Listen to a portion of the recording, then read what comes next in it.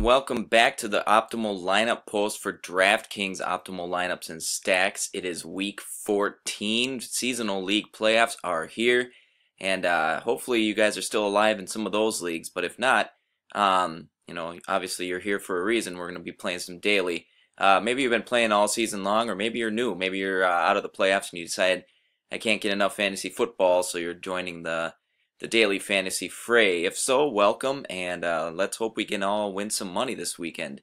Because you know what makes for a better weekend and some great football games than winning some money, right? So last week, Drew Brees sunk myself, the optimize, and almost 50% of the field's lineups single-handedly. So my day was almost over by 4 o'clock yet last weekend, but this weekend, I think we're looking at some other good matchups and, not so many chalky chalk plays as Breeze was last week, who can truly destroy a lineup single-handedly. So this week, I really like the slate. It's a full one. There's only one game over 50 points, it looks like, according to Vegas. That's going to be the Saints and the Bucks game. So in some other formats and other lineups, I'm going to be playing plenty of players from that game. It's going to be high scoring. That's always a good option as well. But there are 7 other games over 45 points, so there should be plenty of fantasy goodness to go around this week. And we're going to be taking advantage of that for sure. So as always, be aware of late injuries, guys not practicing, and of course now we got weather who you have to worry about in the Midwest states, cold weather, snow, stuff like that. So if you're really worried about that, or especially in cash games, you may want to kind of pivot away from, really, really nasty weather conditions this weekend. So with that, let's get into the optimal lineups here, see what the optimizer gives us. Looking at the cash lineup here, looks like we got a lineup here of Aaron Rodgers, Le'Veon Bell, David Johnson, Pierre Garçon, Ted Ginn, Odell Beckham, Jason Witten, Robbie Anderson, and the Bucks defense. My first thought is just seeing those big three. The top three right away was is fantastic. I mean, I don't know if there's anyone on the planet Earth who would be willing to argue not playing these guys. They're all about as fail-safe as you can get. Odell Beckham in there as the fourth strong top-heavy option is also fantastic, and no complaints there. So pretty much with those 4, you're just building around them, trying to find kind of guys with high ceilings, or not necessarily high ceilings, but low floors in the cash lineup. So it looks like they found that with the 2 receivers here, Garçon and Ginn, who have both become kind of target heavy guys. Ginn has been an absolute monster over his last 3 weeks. He's produced 14.9, 25.8, and 19.6 DK points over his last 3 weeks. And this week it may not be as big of a game, but I can see him having another solid performance with the Chargers' top corner covering Kelvin Benjamin. Ginn's going to be kind of the fallback option. He and Greg Olsen. Olsen hasn't really done much the last 3 weeks, so he may be due, and that could eat into Ginn a little bit. But I think he makes a great play, and his price still hasn't really caught up with his output at all. He's still only 4K, so that's a nice play. Garçon, another one who's just been rock solid. He has been consistent as they come. He's had 12 DraftKings points in 4 of his last 5 games.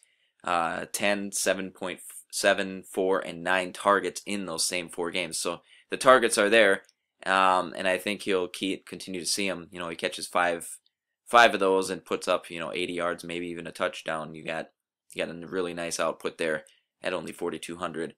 This week it looks like they have him projected at 12.8, and Ginn was projected at 12.2. So you will definitely take that as your build around plays for these top 4 guys.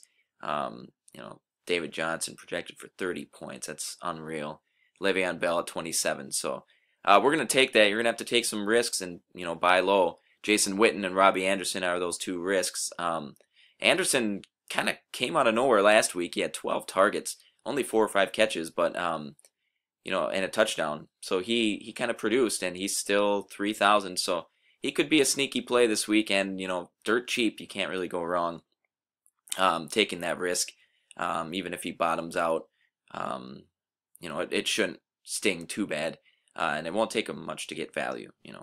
5 catches, maybe 40 yards, and he'll have met value for you. So that's pretty good for a guy who had 12 targets last week. That seems like it should be a relatively safe, believe it or not, option. And San Francisco, as everyone knows, is just kind of, they're like a sponge. They're just absorb every sort of pass play. They just allow it to happen. So that lineup looks pretty good for the cash lineup. I can get into that. The GPP lineup looks like we're looking at Aaron Rodgers again, Le'Veon Bell. This time they got Carlos Hyde in at the running back position. David Johnson is down there, so the big three are there. And Carlos Hyde is plugged in instead of Beckham. Beckham is missing this time. So you got Carlos Hyde, Kenny Britt, Devontae Adams, Cameron Meredith, and Kendricks in this lineup. So unlike in the past, there's a lot of different plays in this line in the GPP lineup compared to the cash lineup. Britt, I think he was in last week's lineup. He has just been an absolute target monster. One of the most reliable receivers with 14 more points in 4 of his last 5 games on DraftKings. That's just solid, safe production at this point. His only other game that he didn't score 14 was still 9.3, and you'll take that. His price has gone up a little bit at 5,200, but 14 points should still be very close to meeting value for you. He's found the end zone in 3 of his last 5 games as well. So the Rams aren't a good team. They've shown that this season, but Britt's kind of been one of the stable components to that kind of meager offense. So I don't think that'll change too much, especially against Atlanta, who also happens to have one of the worst secondaries in the league this season. So I like Britt plugged in there. He's not going to put up Odell Beckham points, but the combination of he and Hyde can probably make up that ground relatively easy. Devontae Adams is the other new addition. It looks like we got him projected at 18 points this week. He's going up against the really tough Seattle defense. So this one is definitely a GPP play, kind of risky, but you got to figure with Aaron Rodgers there, someone's going to get the ball. Adams has been, over the last 4 weeks, after a streak of consistency, kind of a roller coaster ride. He had a terrible week last week. He put up only like 2 or 3 points, and the week before he had almost 15 points. So let's see here. Yeah, he had 2.7 points last week. And then the week before, he had 31.3 DraftKings points. And then in week 11, he went back down to 7.2. So, he's been kind of a roller coaster the last 4 weeks. So, if you're buying into that theory, he's up or down. He had a down week last week, so he should be up this week. I assume Jordy Nelson and Randall Cobb will be taking away some of that solid Seattle defense secondary coverage. So, Adams will have opportunities. I think he's due for another solid enough game, and he's only 5,500, so that'll help get him in there in your lineups along with these other 3 big guys. Cameron Meredith has been here this week, 4,000. He's kind of fallen off the map, but he's a GPP play for sure. You just never know where the ball's going to go in Chicago and how close of a game it's going to be, but they likely will be playing from behind and throwing the ball plenty. So Meredith is another solid option. He was only targeted 4 times last week, but he did have 3 catches and 67 yards. So, he should be able to come close to meeting value, if not meet it, with only 4 or 5 catches and, similar yardage this week. And you just never know. We've seen him do it. He's broken out some big plays in the past. So, Kendricks, near priced minimum tight end. He's about as volatile as you can get, but tight end is kind of that way in general. Only 2,800. He and the Bucs defense are the 2 ways that you can get all these big guys in your lineup. Potential to meet values there. It won't take him too much. If he ends up finding the end zone, he's almost hit value right off the bat. So, he's the guy. It's a GPP lineup. You got to take a risk, and he's the guy who fits the bill in this build. So, I like the GPP lineup plenty. I think I like the cash one a little bit more. But for GPP, you could definitely do worse, and there's plenty of upside here. So, no complaints with that build. The GPP stack looks very similar, except this time you're ending up with the Packers as the stack. You got Jordy Nelson, Devontae Adams, and Aaron Rodgers in this build. You got your good old studs, Le'Veon Bell and David Johnson remain in here. Cameron Meredith is back. Kendricks is back. And then now you got Jason Witten, who was in our cash lineup. So, the optimizer is opting for the 2 tight end play here again, and it kind of makes sense. You know, they got upside and a relatively high floor, and Witten. Kendricks is a volatile guy, but only 5,900 for the both of them allows you to get these top 6 guys in here. So I can roll with that. The Buccaneers defense against the Saints. It's gonna be a high scoring game. You just never know what'll happen.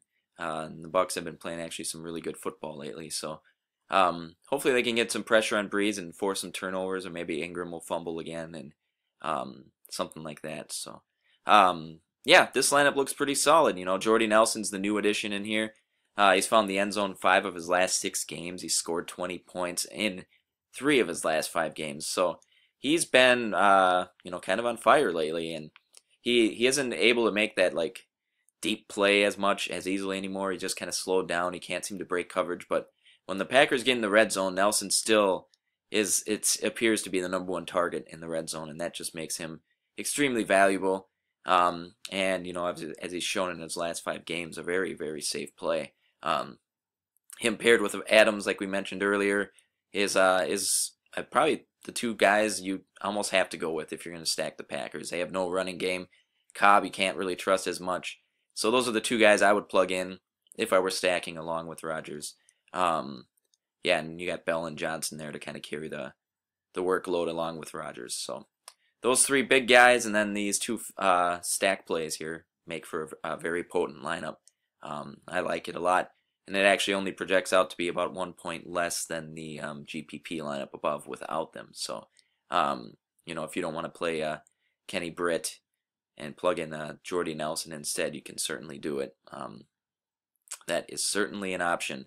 So with that, I will wish you guys all the best of luck, and have a good weekend. Win some money on DFS, and hopefully win your seasonal leagues if you're still alive as well or playing. If you got a bye week, enjoy the weekend off, play some extra DFS, and enjoy some football. All right? Talk to you guys later.